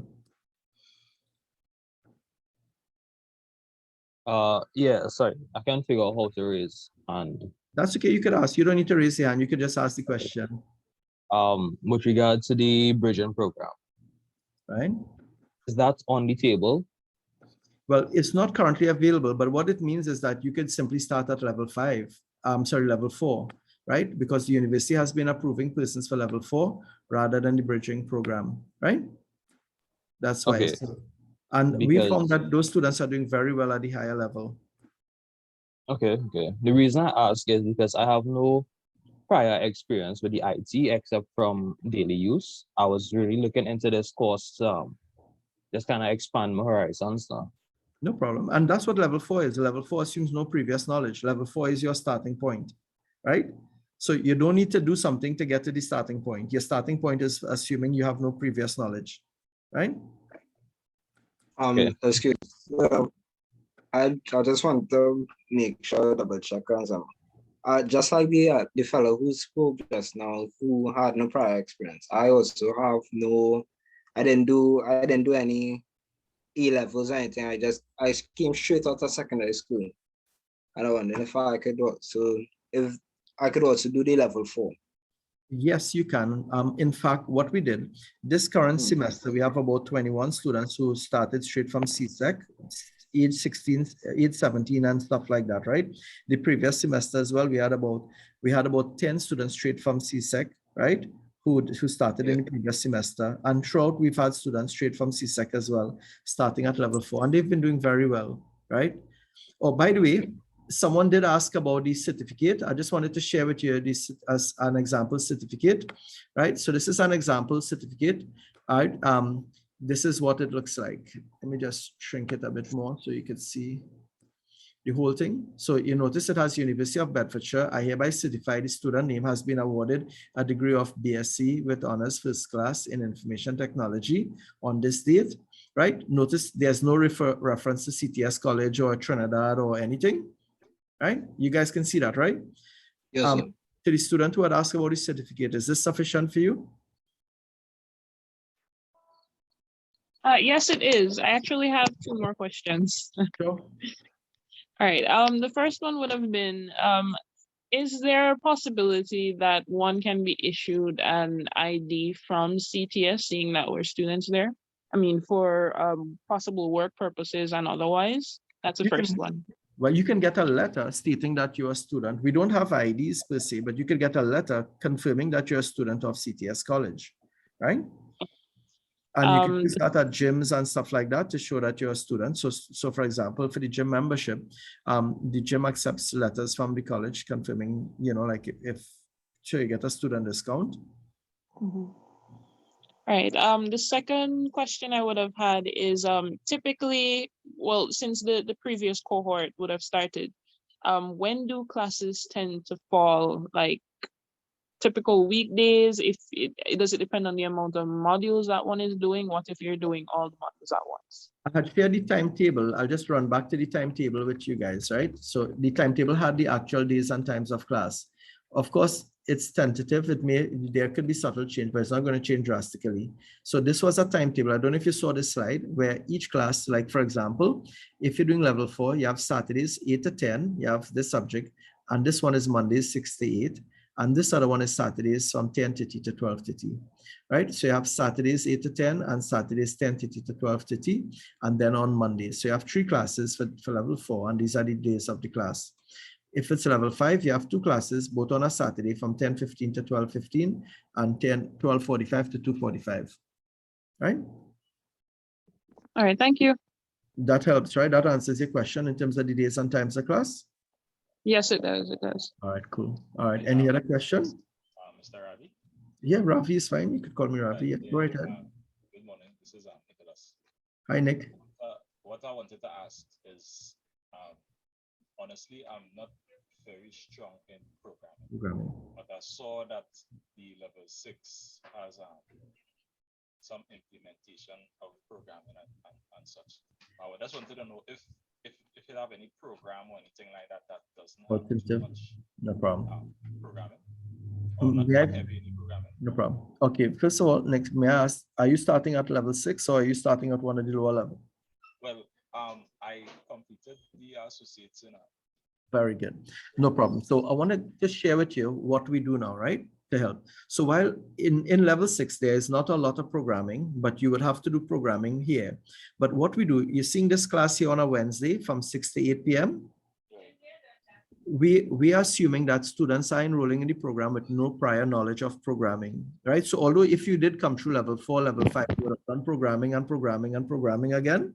But if you came straight into level 6 and you did another course where you probably weren't too good at programming or there wasn't much programming, we have this programming class here. And in this programming class, we are guiding you in building an application. So what we do for your project, right? This class is like a step-by-step class guiding you in building an application. So what we've done, although you could build any application you like, for this class, we are building an e-commerce application. So if programming is a bit of your challenge, I will encourage you to build an e-commerce application, because in this programming class, every week you are building an e-commerce application bit by bit over a course of maybe 12 weeks or so. You are building an e-commerce application. So therefore, we cater for students who don't have a background in programming, right? And we give you all the steps. Even if you came from level 4 and level 5 and it didn't matter. This class is for everyone. And therefore, we are teaching you programming step by step to build an application. Right? I have another question, Mr. Ravi. Sure. Right. Previously you mentioned about, starting at either level 4, level 5, level 6, depending on, your qualifications and stuff, right? So what if per se, like as you can see here on the schedule, we have like different modules basically, right? And for level 4, there's 3 there on the schedule. For example, if my qualifications somewhat indicate that I would have either done or have experience in 2 out of 3 of those modules for level 4, would that be an option to omit 2 out of 3 of those modules, or would I have to complete the whole level 4? Okay, in terms of exemptions, the university they provide exemptions for levels, but not individual units within the level, right? So you would be able to, so depending, you may apply for level 5, right? But, and get exempted from the whole of level 4. But if you start level 4, you have to do all the units in level 4. So there's no exemption within a level, within the level, like some subjects, but you can get exempted from a level. Okay, thank you. No problem. All right, Kurt, David, your hands are raised. Hi, good day. Can you hear me? I can hear you, Kurt. Oh, okay. Well, you said it's after every level, there's a 4-month gap, and then you begin the level. next level. If you're unable to continue within that time frame, be it for work or finances or anything like that, can you take a leave of absence? Is that on the table, or you have to continue? And when you come back, do you have to start over from the previous level? All right. From the level that you have already completed? So there is something called an interruption of study, and you could apply the interruption at any time. So for example, right, let's say you started a semester and for whatever reason, you were unable to continue, you could apply for an interruption of study. Now, so you could interrupt within a semester, you could interrupt at the end of your first semester, right? So let's say you did 1 semester and you interrupted, then you could return at a later point to do the remaining 2 subjects as well. Or let's say you did your full level 4, right? You finish your 4 subjects in level 4, you've completed it, and there's the 4-month gap, but you're not able to return right away. You could then interrupt now for an extended period, right? But please note, you're allowed just 2 interruption of studies for the whole program, right? You're only allowed to interrupt twice, right? But you can interrupt. Now, another thing to note, once the semester has started, fees become payable, right? So if you interrupt, the fees are still payable, but you can interrupt. But if you interrupt within a semester, what it simply means, your fees are payable, but when you start over the course, right, you don't have to repay for the course. You're allowed to resume the course, okay? Okay. David, any other questions? All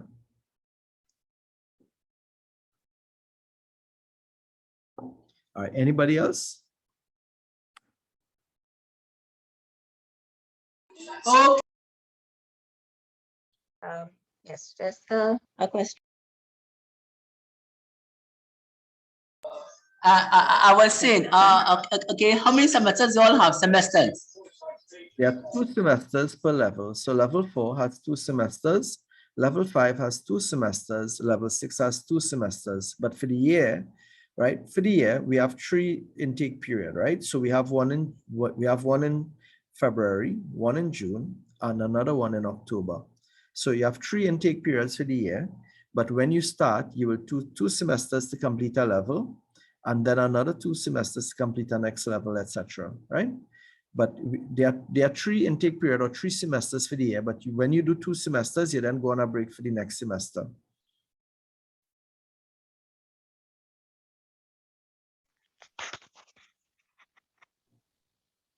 Another question, sorry. Go right ahead. So what if there's some institutions that do like training for the A+, like completing the A+, but then you have to go do the exam on your own, right? So these institutions, they might offer like a certificate, right? I think I had asked you about that before. Can that be used if you have the certificate from the institution for like a training? Can it be used?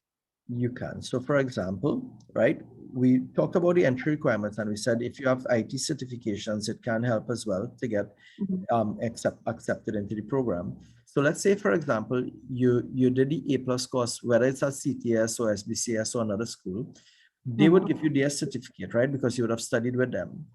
So you could use that certificate. So even though you may or may not have done the actual A+ certification with CompTIA, you could use the certification as well to assist in terms of getting maybe to apply for higher level, or depending, just to add to your list of qualifications when you apply to strengthen your application. So yes, you can, right? So in an instance like that though, I guess from your experience, would you say that the A+ is comparable to all or any of the modules in level 4?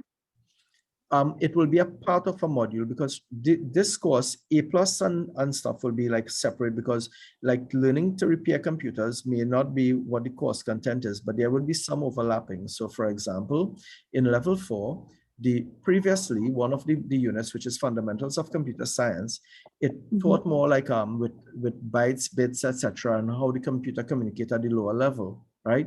However, they're changing that focus now in the next sitting to more operating systems, etc. So given that's the case, you would be covering operating system, which is part of the A+ syllabus, but that's just a part of the unit. The other part of the unit will look at learning styles, which is not covered in A+, etc. Right? So if you did A+, it will be advantageous because it will have overlapping with part of the content in the fundamentals class, right? But it will only be for part of the unit as opposed to the whole unit. Okay. All right. Well, that's why I asked though, because seeing that you mentioned my previous question about not being able to skip a module, right? It would probably mean that I would have to combine with experience and all of that. So just wanted to know. Understood. So, Christopher or Ayana, either of the two, both your hands up. Maybe we can start. Chris, go ahead. Hi, morning. Good morning, Chris. Into programming, is it that only in level 6? It's only in level 6 you're getting programming, because Jessica would have sent me something that I'm seeing programming in level 4. Yep, I would have mentioned as well, there's programming in level 4 where you're learning Java, you're learning Python, and you're learning SQL in level 4.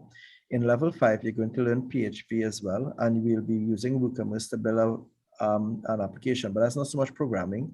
And you'll also be building an application using Oracle Apex. So you will have some bit of programming there, right? More SQL type programming and PLSQL. But in level 5, you have programming, and level 6, you'll also be building your application as well using maybe PHP or a language of your choice. So there's programming in each level. Each level, okay. Thank you. No problem, Chris. Ayana? Yes, hi, good day. Hi, good day. Hi. Well, I asked the question in the chat. I think Aaron would have answered. Answer that was regarding if it is that you qualify for a level like level 6 and you decide you want to go to level 5, to start at level 5. So I just wanted to expand on that. If it is that you do qualify for level 6, but you decide you want to start at level 4, if that would be allowed, or is it only one level you can? So let's say, for example, you have the entry requirements to start at level 6, but you prefer to start at level 4. When you're filling in the application form, you just put level 4, right? So you just, right, that's all, and you will start at that level. But the thing is, if you only qualify to start at level 4 and you put level 6 on the application form, they would likely reject for level 6, but they advise you will start at level 4, right? So they'll issue your offer letter for level 4 rather than level 6, right? If that's the case. But if you qualify for a higher level, you could start at a lower level. It's totally up to you.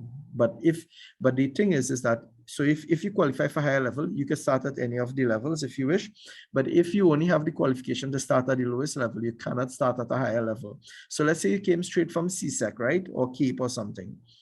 You cannot start at level 6, even if you put at level 6 on the application form, because when they review it, you would not have the requirements to start at level 6, right? Hi, okay. All right, cool. No problem. I also had one other question. Oh gosh, I'm at a loss to train up to it. If you remember, you could ask again, Ayana.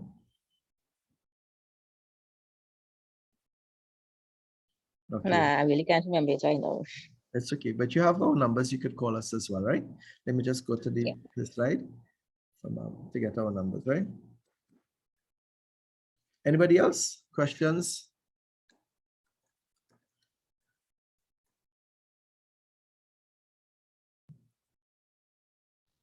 I have a quick question.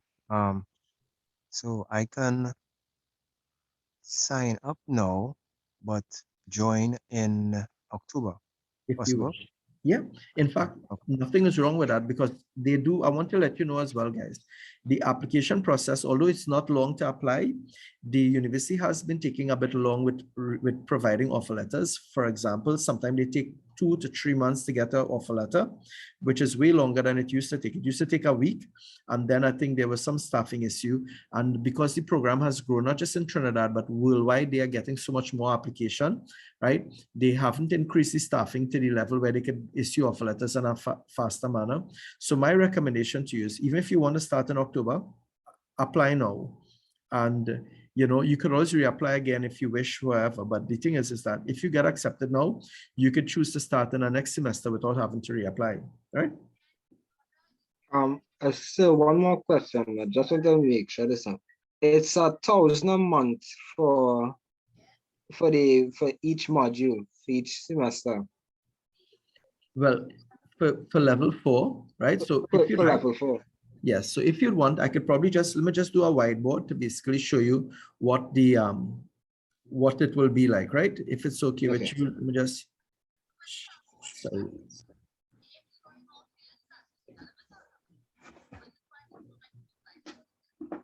All right. So can you see a whiteboard? Yeah. Right. So basically, for level 4, so we're looking at specifically at level 4, right? So in level 4, this is the first month. This is before starting. You pay registration. So this is registration. This is tuition. And this is the university fees, right? Yeah. So you pay 500 to register, and then you pay 1,000 for tuition in month 1, and the university fees is £300, right? Then in month 2, right? Second month, you pay nothing here. You pay 1,000 here, nothing here. Month 3, nothing here. 1,000, nothing. Month 4, nothing here. 1,000, nothing. At the end of 4 months, you would have paid your 500 registration. You would have paid your 4,000 for tuition, and you paid your £300 for the semester, right? And you repeat that, and you repeat that again in the next semester. Is that that's reasonable? Yeah, yes, sir. I just wanted to confirm before I start taking it, before I start. Yeah, that's no problem. That's okay, right? All right, cool. All right, sir. Take care. So I'm running into another class at the moment. You take care. Enjoy. Have a blessed day. All right, thank you. Enjoy the day. No problem. All right, so it's all right. Take care. For persons who might want to do a short course, you can apply now and do a short course because this is not starting until June. So if you want to do a short course, now is a good time to do it because the semester starts quite in June.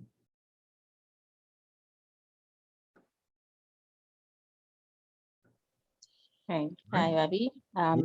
Is Ayana here? I know I remember the question that I wanted to ask. Don't worry. I'm happy that you remembered it. Go right ahead. Okay, so I think you may have touched on it just now, but just one point is about the application for the special, regarding the special offer. If it is that you already applied, say like last year or something like that, just want to know if would you have to reapply? Well, resubmit your application form in order to qualify for the special offer, or just okay. I just want to. All right, okay. So let me guide you, and I'll tell you in terms of the special offer, right? So the special offer gives you 250 of each subject, which is like $500 off per semester, because remember you're doing 2 subjects per semester. Now, the whole rationale behind the special offer is the following. So I'm being very honest with you. So while it's marketing as well, but here's the real reason. When you start the program, I have to pay the university the pounds for the program. So when you start, I have to pay them £300 for the semester for you for level 4, or 300 for level 5, or £750 for level 6, right? Now, you would recognize we allow students to pay monthly and stuff like that, right? The problem is that I have to incur this fee upfront. Now, because I have to incur this fee upfront, how do I encourage students now to pay the fees upfront? Because I've had instances in the past where students started and I paid the university fees and they never paid me at all. So basically, I paid the university for them to attend the program, more or less, right? So what we did was the special offer really is a discount we give to you to pay upfront, because it helps us with our whole cash flow and it reduces the risk that we have when we have to pay the student fees upfront to the university. So that is why we give you the special offer to entice you to pay upfront so that it reduces our risk, because once you start that program, your fees for the university becomes payable to the university, whether you pay it to CTS or not. So some students think, well, whenever I pay to CTS, then they will pay to the university. It doesn't work like that. I have to pay to the university regardless, right? So to encourage you all to pay that fee upfront and to reduce my risk, we give the discount. That's the real reason for the discount. So based on that, what we do, it didn't matter which semester you start or which information session you start. The reality is that once you pay your fees before the semester start date, we have a cutoff date, which is June 11th. You will get the discount, but you're paying in full. So you'll get $500 off the semester fees. But here's the other thing. We don't want students waiting until the semester ready to start to apply. The reason is that it puts a strain on our resources and at the university as well. If you apply early, like every month we have an information session. So if you apply early, right, it means that we are distributing our workload in batches. So we have a batch this month, we have another batch next month, rather than everyone wait until the deadline to apply, right? So I'm pouring out to you that yes, in truth, you could apply later on and you'll still get the discount because it's really based on paying your fees up front. But really what we're enticing students to do as well is to apply early so that we can also send your stuff, because the university is taking rather long to issue offer letters, etc. So the earlier we submit the offer letters, the faster you might be able to get your response so that the semester starts and you're waiting for financing and all of those things. So to avoid some of those headaches that we currently face. So that's why we encourage students to register, to apply upfront. It's free to apply. And I want to note as well, you may say, well, look, I'm not sure about starting. Not sure about starting should not be a reason for not applying, because it's free to apply. We will help you to complete the forms if you need as well, right? If you need any assistance. But by doing so, when you get accepted, you can decide, I don't want to start. There's no financial commitment at all, right? So in fact, up to the semester start date, if you could decide at that point when you don't want to start, right? But once you have made your commitment and you made a payment of your fees to CTS, only then we will submit your stuff to the university for them adding you to the program. So the first step though is you apply, get accepted. After you get accepted, then you make a payment towards the fee, and then we submit your stuff to the university, right? So note, you applying doesn't mean that you're committed to paying fees or anything like that. So you don't have to worry if you apply, then you have to pay the fees, etc. right away. It's not the case. I have a question, Mr. Ravi. Sure, go ahead. Right. In terms of payment avenues, right? Is it a case where you guys have an online payment portal or something where that can be used to pay fees, or PayPal, or what? So what we're doing, we're currently working on getting the payment via credit card online, so you can pay us through credit card, but that's not quite it's approved by the bank, but the process is not complete as yet for us to get the payment online as yet. However, in the interim, this is what we do, right? You can pay directly from your account. If you have an online banking and you can access your account, then you could transfer from your account to our account. Our bank is First Citizens, so you could transfer from any other bank to our bank, right? When you make the transfer, you send an email to us as well, indicating how much you've paid, so that we will have evidence of it, so that we can also now verify the payment with the student, right? So that's one. Two, you could go to any First Citizens bank and make a payment, or three, you could come into the office and make the payment. So you have several different options available for you. The only thing is, when you're paying the university fees, you have to pay it in pounds, right? So when you're paying the university fees, you're paying it to CTS, but you're paying it in pounds, right? And because you're paying it in pounds, what it means, therefore, is that you would have to because you're paying it in pounds, you may have to work with your bank to get a bank draft or so to get the pounds, and then you could have that delivered to us, or you could deposit it into any our First Citizens pound account. Cool. We have instructions, detailed instructions to guide you through when the payment time comes, right? And we could guide you through at that point, but you have options. Okay, no problem. Ayana, thanks for attending. Have a wonderful day. Take care. Are there other questions, guys? If not, we close off right after when the questions have ended. I'm here. I'm willing to stay back as long as you need me to as well. All right. If there are no further questions, we can close off at this point then, right? Thank you, everyone, for attending, and I'll be sending you an email with the information later. Okay. Goodbye.